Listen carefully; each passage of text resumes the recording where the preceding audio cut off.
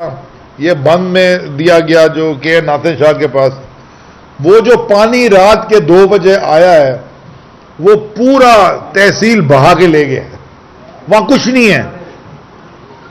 यानी कि आप पेट्रोल पंप की छत नजर आती है, वो देख के समझ आती है कि यहां को पेट्रोल पंप था, वरना वो सारा पानी में है। जो इंडस हाईवे उधर से गुजरती है, कल मुझे वहां के लोकल रहायशियों ने, क्योंकि हम बोट में भी वहां गए, मैं शुक्रगुजार हूं, मैं देखना चाहता था तो वहां, क्योंकि हमारी जो फोर्सेस हैं वो वहां पर डिप्लॉय हुई हुई हैं रेस्क्यू के लिए और रिलीफ भी बड़ा काम कर रही हैं। तो पाकिस्तान नेवी की एक बोट में वो उन्होंने हमें एक दिखाया, जाके मैं देखना चाहता था। तो जो इंडस हाईवे है वो उसके ऊपर चल रहा था वो, और जो साइन होते हैं रोड के ऊपर जो साइड में लगे होते हैं, जो 8 फुट ऊपर होते हैं, वो बैरली नजर आ रहे थे क्योंकि पानी इतना ऊपर था। यानी कि इंडस हाईवे पे गाड़ी नहीं चल सकती क्योंकि इंडस हाईवे है ही कोई नहीं है, इट्स ऑल ओवर, खत्म हो चुकी है। 2.5 लाख लोग, सिर्फ मैं उस अभी खैरपुर नाथन शाह की बात कर रहा हूं, 2.5 लाख लोग उस तहसील के होमलेस हो गए, घर बार उनके उजड़ गए हैं, उनका माल मवेशी बह गए हैं। बहुत सारे लोग जान से हाथ धो बैठे। एक कहता था कि मैं 3 बच्चों को बचाया, चौथे को बचाता तो 3 डूब जाते। मतलब इस तरह की बच्चे औरतें डूब गई, जिस तरह की वो स्टोरीज थी, खवातीन, क्योंकि बहुत सारे लोग फ्लड रिलीफ का काम कर रहे हैं, बहुत सारी प्राइवेट ऑर्गेनाइजेशंस कर रही हैं, एनजीओज कर रहे हैं, बाहर से भी आ रहे हैं, सेक्रेटरी जनरल यूनाइटेड नेशंस की वो भी आके देख के गए हैं। मैं ये आपको बताना चाहता हूं कि ये जो डेवस्टेशन है, क्योंकि मैं 2010 के फ्लड देखे थे, 2004 वाले भी देखे थे, ये तारीख में, सिंध की तारीख में, मेरे ख्याल में कम से कम पाकिस्तान की तारीख में इस तरह का फ्लड नहीं आया, 75 साल पाकिस्तान की तारीख में। और जो हालात हैं, मुझे खौफ है, शदीद खौफ है कि ये एक बड़ा गलत रुख हालात लेने की तरफ जा रहे हैं।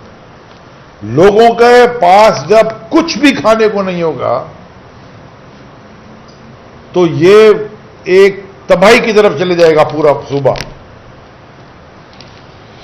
वहां पे जो बहुत अफसोस से मुझे कहना, मैं कोई सियासी बात नहीं करना चाहता था, मैं वहां सियासत करने भी नहीं गया था, मैं देखने गया था। और जो हमारे कुछ रिलीफ ट्रक थे, क्योंकि जतोई साहब सीएम भी हैं, उस इलाके के भी हैं, एक सीएम भी हैं, ये इनकी कॉन्स्टिट्यूंसी भी है केन शाह, ये मुझे बता रहे थे कि तो हम कुछ 6 ट्रक जो भी हम अपने अभी कर सके, अभी तो वो जो पैसे जमा हो रहे हैं खान साहब वाले, उधर मैं बाद में आता हूं, जो हम खुद यहां कर सके, आफ्ताब सिद्दीकी हमारे एमएनए, उन्होंने कहा कि 6 ट्रक हमने किए, हम वो लेके गए थे कि हम राशन बांट सकें। एक ट्रक में क्या 250-300 राशन बैग आता है, तो अगर 6 ट्रक तो आप ले जाएंगे तो मैक्सिमम 1800 खानदानों को 10 दिन का खाना दे देंगे। मैं 2.5 लाख लोगों की बात कर रहा हूं, और वहां बहुत सारी तंजीमें, बहुत सारी और भी काम करी थी, लेकिन मुझे वहां क्या नजर नहीं आया। जो नजर आ गया वो मैंने आपको बता दिया। फोर्सेस भी थी, प्राइवेट एनजीओज भी थे, बाकी कोई सियासी तंजीमें भी थी, कोई कश्मीर से भी एक आई हुई थी एनजीओ, बेचारे कश्मीर से आए हुए थे वहां करने के लिए। जो वहां नहीं था कुछ, वो सरकार, सिंध सरकार कहीं नहीं थी, दूर दूर तक कोई नामो निशान उनका नहीं था। और मैंने वहां कम से कम 50-60 लोगों से अलग अलग जगहों पे खुद रोक के पूछा है कि आपके पास कोई आया है हुकूमत से? उन्होंने कहा यहां सही कोई नहीं आया हमारे पास। जो आप दे देंगे, खाने का डब्बा छोटा सा दे देंगे, खाना पका के हम वो खा के गुजारा कर लेंगे, 6 आदमी, राशन बैग दे देंगे, हमारे पास कोई नहीं आया। There is no government in Sindh. Dadu में बिल्कुल तबाही है। जितना मैं आपको कह रहा हूं ना, आप इसको, आपको जब तक आप जाके देखो, खुद जाइएगा भी वहां तो कोई जरा लोकल्स के साथ राब्ता करके जाइएगा, वहां आपको समझ नहीं आएगी क्या होना है। वो लोग बेचारे आपको रास्ते में आपका ट्रक लूट जाएंगे। There is problem there. फिर हम गए जूही बंद पे, वहां जाके असल में समझ आया कि हुआ क्या है। हुआ ये, अगर आप उस पर ये खुद बनाया है लोगों ने अपनी मदद, आप जैसे मैंने बदीन में जाके बताया था आपको, मीरपुर खास और बदीन के बीच में जो वाटरवे है उसके साथ भी उन्होंने वो ब्रीच कर दिया और सारा पानी बदीन में गुजर गया, क्योंकि वहां तालपुर साहब की मीरपुर खास में जमीनें बचानी थी, उन्होंने कहा गरीब डूबे। मैं अब आपको इधर बताना चाहता हूं कि जेकाबाद से लेके मंशर लेक तक सिर्फ पानी है। ये हो गई कोई तकरीबन 200-250 kilometre as the crow flies length, और कुछ कहीं कहीं 15 किलोमीटर डीप, कहीं कहीं 50-60 किलोमीटर डीप पानी है। तो ये सूबा सिंध डूब गया है। अब वो कच्चे का इलाका था या पक्के का इलाका था, वहां इंसान रहते थे भैया, वो पाकिस्तान ही रहते थे। इन्होंने 15 साल में मुझे जरा एक रिजर्वॉयर बता दें पानी का, कोई ये कब से आ रहा है, ये मॉडर्न दुनिया है। मोहनजोदाड़ो ये लेके गया सेक्रेटरी जनरल को, सीएम और बिलावल, वो मोहनजोदाड़ो में पानी नहीं खड़ा हुआ, वो 5000 साल पुराना सिंध की सकाफत ये थी कि 5000 पुराना जो ड्रेनेज सिस्टम था वो बेहतर था, और ये 22nd century 21st century modern day Karachi डूबता है, वो अंदरूनी सिंध तो शायद 15th सेंचुरी से भी पहले में रह रहा। एक डेवेस्टेशन है। सो मैं ये पूछना चाहता हूं कि ये कौन लोग हैं जो ये जो जिनकी वजह से ये आज तक बचे हुए। ये करप्ट तरीन टोला 15 साल से हुकूमत यहां बैठा हुआ है सिंध में, इन्होंने टोटल तबाही की है।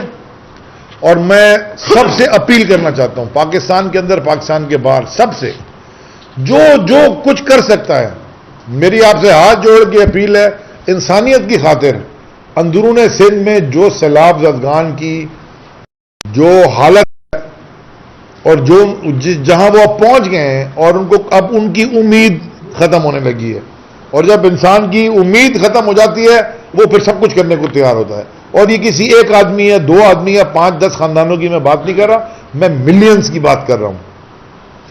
तो ये बहुत जरूरी है कि सारे पाकिस्तान से ये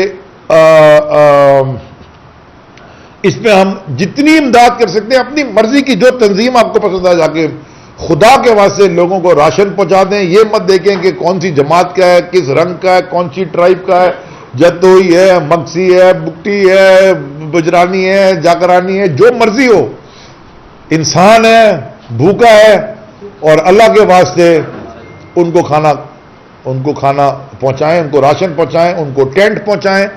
मैंने वो नेवी वाले से बात की, पहले भी मैंने उससे पूछा कि आपको जो मेडिसिन चाहिए वो क्या है, जरा कोई लिस्ट दे दें आप, जो क्योंकि उन्होंने कैंप लगाया था, मैं उसकी तरफ आ रहा हूं। आपको पता है उन्होंने तो खैर वो डायरिया, डेंगी वो फैल रहा है, वाटर बॉर्न सारी डिजीज फैल रही हैं, लेकिन दोबारा उन्होंने मुझे कहा कि स्नेक बाइट यानी कि सांप के काटने की हमें एंटीडोट पहुंचवाएं, एंटीवेनम पहुंचवाएं, क्योंकि सांप भी तो खुश्क पे आ रहा है, और ये रोडों के साइडों पे, किनारों पे लोग बैठे हैं, और वो सांप जो है वो काट रहा है बच्चों को, और काटे जा रहा है, और लोग वो सांप से ही बेचारे उधर पूछता भी कोई नहीं है उनको। उनके पास अब दफनाने की जमीन भी नहीं रहेगी, सब डूब गया है, कब्रिस्तान भी उनके डूब गए हैं। कोई ना कभी बंद की मेंटेनेंस हुई है, ना कभी केनाल, ना कोई ड्रेनेज। ये गया किधर है सारा पैसा? 16 साल से ये कुछ भी नहीं है। अभी आज सदर साहब, मैंने सुना है नवाब शाह भी जा रहे हैं, दादू जा रहे हैं, वो भी आपको अपनी आंखों देखा हाल बताएंगे, उनकी टीम भी बताएगी। सो मैं दोबारा ये जितना एम्फेसाइज करूं, खुदा के वास्ते वहां लोगों की मदद करें। दूसरी बात,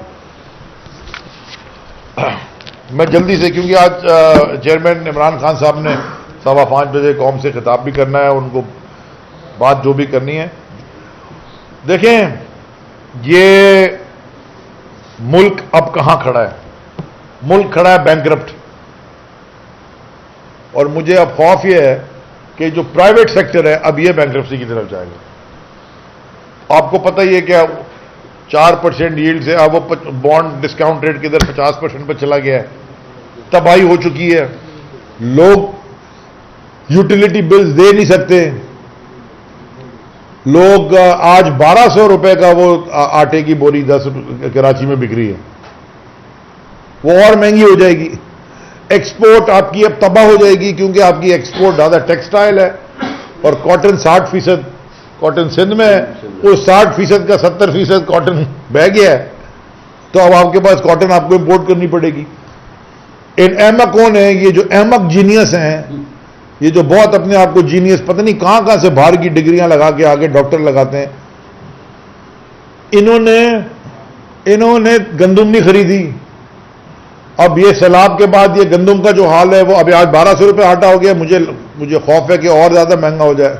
अभी कह रहे हैं महमूद भाई कितना उन्होंने क्या रेट लगाया? 4000 रुपए, 4000 सिंध हुकूमत ने परचेज प्राइस लगाई है। वो भाई वो लगाएगा किधर?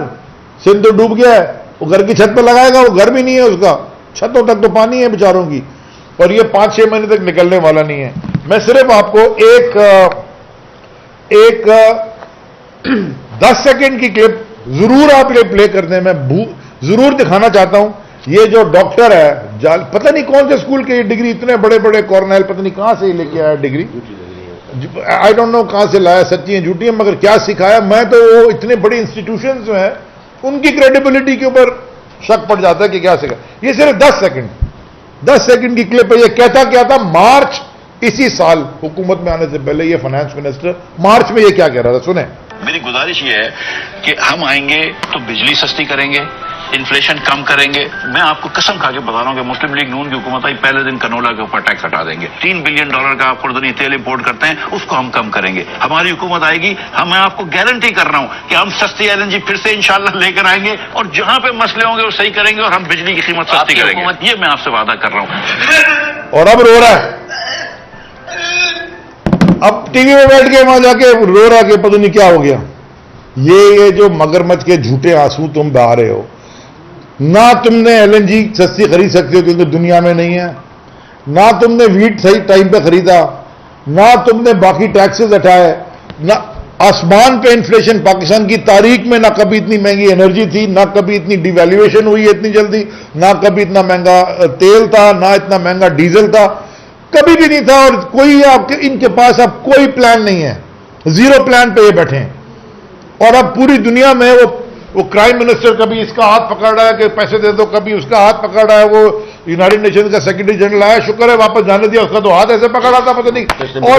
और वो जो सबसे ज्यादा शर्म की बात थी एज ए पाकिस्तानी मेरे लिए, मुझे इतनी गुजन, मैं वो आगे उसको कहता है I give you my word of honour कि जो पैसे आप दे रहे हैं वो हम सही लोगों तक पहुंचाएंगे, we will distribute it in transparency. ये मेरी कैबिनेट बैठी है, ये मेरे वजीर बैठे हैं, ये मेरे अफसरान बैठे हैं, और हम आपको वर्ड ऑफ ऑनर दे रहे हैं। तो ये तुम्हारा वर्ड ऑफ ऑनर था जिस 50 रुपए के स्टैंप पेपर पे तुमने अपने भाई को बाहर भेजा, वो किधर गया तुम्हारा वर्ड ऑफ ऑनर?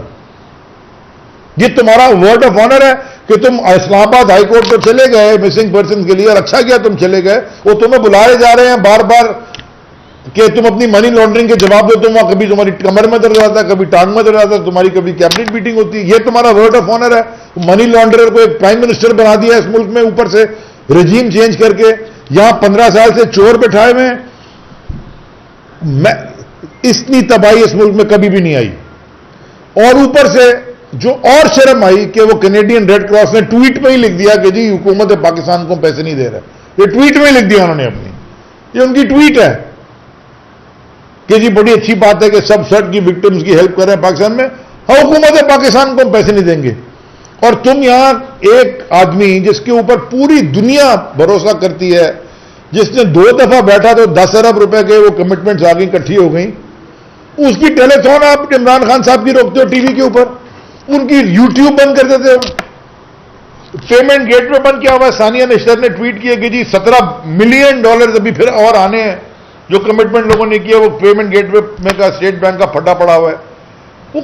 ये वो शख्स है इमरान खान साहब जो अमेरिका के अंदर ना जब सदर रिटायर होता है ना, यानी कि रेगन ओबामा का जब रिटायर हुए ना, कहीं रिटायरमेंट के बाद वो अपने नाम की लाइब्रेरी और अस्पताल और ये स्कूल बनाते हैं। ये वो शख्स है जब सियासत में आया भी नहीं था, सियासत का ऐलान भी नहीं किया था, दुनिया का state of the art best cancer hospital इधर बना दिया था, अभी सियासत में आए नहीं थे, ये वो काम पहले कर गए हैं। और प्राइम मिनिस्टर बनने से पहले 2 बन गए थे और एक यूनिवर्सिटी भी बन गई थी, और अपने नाम से भी नहीं, वालदा के नाम से, और नमल कॉलेज नमल के ऊपर उसके नाम पे। इनको लोग दुनिया में पैसे देते हैं क्योंकि इन पे लोगों का अंधा भरोसा है, क्योंकि इन्होंने कभी चोरी नहीं की और इनकी टीम सही पैसा खर्च करती है। इनको कोई पैसे नहीं दे रहा और ये वर्ड ऑफ ऑनर दे रहे हैं खड़े होकर, we give you our word of honour. कभी इधर हाथ पकड़ रहे हैं, कभी उसका हाथ पकड़ रहे हैं, कभी क्या कर रहे हैं। क्या पाकिस्तान का मजाक बनाया है? इसका सलूशन सिर्फ एक है। अच्छा, आखिरी बात, ऊपर से सियासत तो हम कर ही नहीं रहे फ्लड्स में। कश्मीर में क्या किया है तुमने? इस सिंध हुकूमत ने कश्मीर में क्या किया है? पहले अटैक करवाया हमारे वो गालिब डोंकी के लोगों पे, ऊपर से 72 लोगों पे खुद ही एफआईआर काट दी एटीए की। आपके इलाके में क्या करा है? कितने लोगों पे? 400 लोगों पे एफआईआर काट दी। 400 लोगों पे एटीसी की एफआईआर काट दी। 400 दहशतगर्द हैं। अभी तक वो एसएसपी बैठा हुआ है। मैं तो हूं ही, मेरे पे तो कटी हुई है, बेल पे बाहर हूं, बाकी हमारे एमपीएस हैं, वो 400 और जाकर जतोई की भी खान साहब पे भी काट दी। सबसे बड़ा दहशतगर्द माशी और ना भी माशी, जो यानी कि फिजिकल, वो क्राइम मिनिस्टर नवाज शरीफ है जो प्राइम मिनिस्टर हाउस में बैठा है। मॉडल टाउन उसकी नाक के नीचे हुआ था, दहशतगर्दी थी।